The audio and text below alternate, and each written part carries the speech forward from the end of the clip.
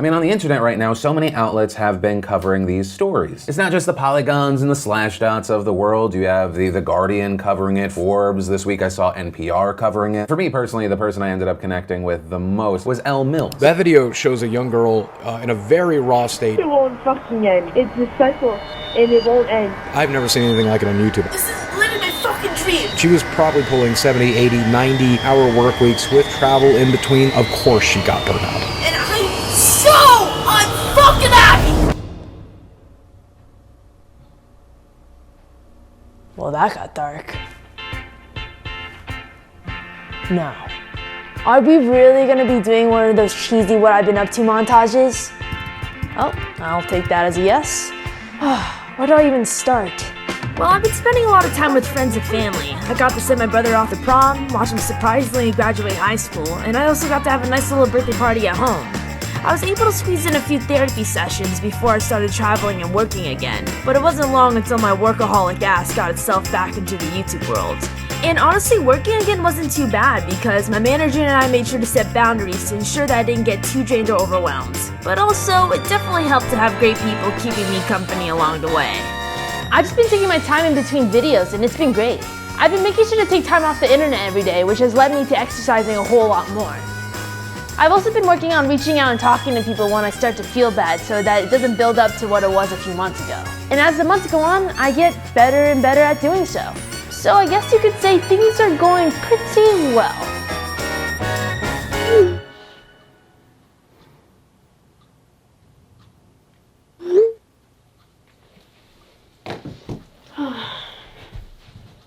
Do I worry you sometimes, Mom?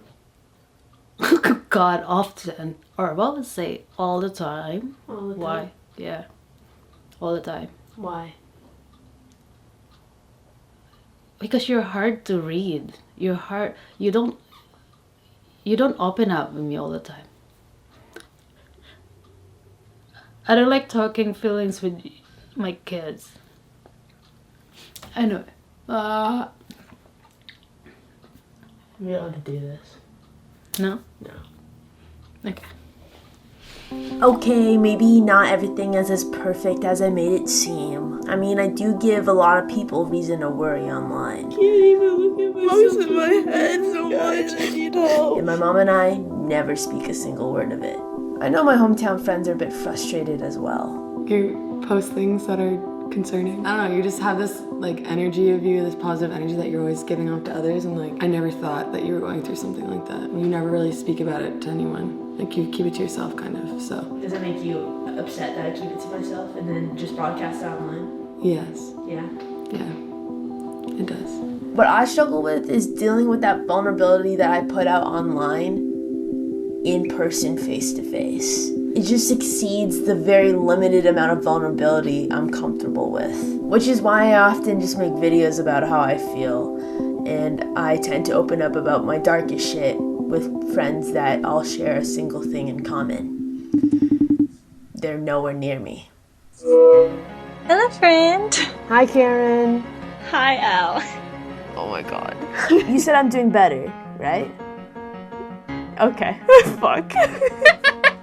What are the things that I'm still like struggling with? I think you keep secrets from me and everyone else. I can tell sometimes. You text and you're like, are you up? And I'm like, yeah, you're okay? And then you never reply, and I know that you're feeling terrible. What you're portraying to the world is better, but what you're locking inside isn't. You're not good at portraying your real feelings.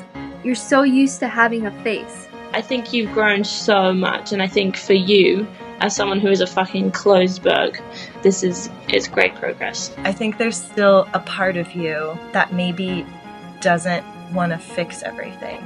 I think there's a part of you that thinks that if you change all of these things about your life that other people might say are too difficult or too unhealthy, that you'll cease to be the person you are right now. Plus, you're still in the industry of what causes 95% of your stress. You don't put yourself first. I think you put like work first and other things first, when really you really need to look after yourself. Because I love you. Yeah. Yeah.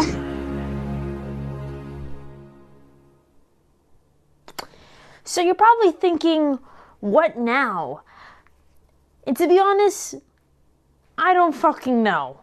If there's one thing I've learned, it's that I've got to start valuing progression over perfection. But as a storyteller, it's hard because I know there's never actually going to be an ending to this chapter of my life. I just got to keep on working on improving myself every day and take some time to enjoy the ride.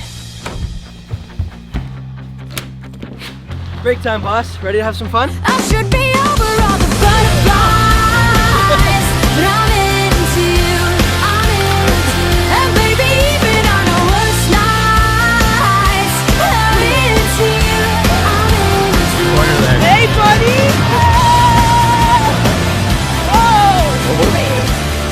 Are you at a gas? You broke that. You broke it! Yeah, I don't high five losers. I'm still into you. Hi, I'm Elle Mills, and this video heavily touches upon mental health. If you're currently struggling with your mental health, I highly encourage you to reach out to someone, such as a family member, a friend, or professional. In light of this video, I'm working with BetterHelp to help provide another resource for you guys. BetterHelp is an app and a website that allows you to text, chat, or phone or video call with licensed therapists and start communicating in under 24 hours. And I would like to clarify that this isn't a crisis line. If this is something that interests you, go to betterhelp.com/Elle or click the first link in the description. Love you guys, and I'll see you guys in the next video.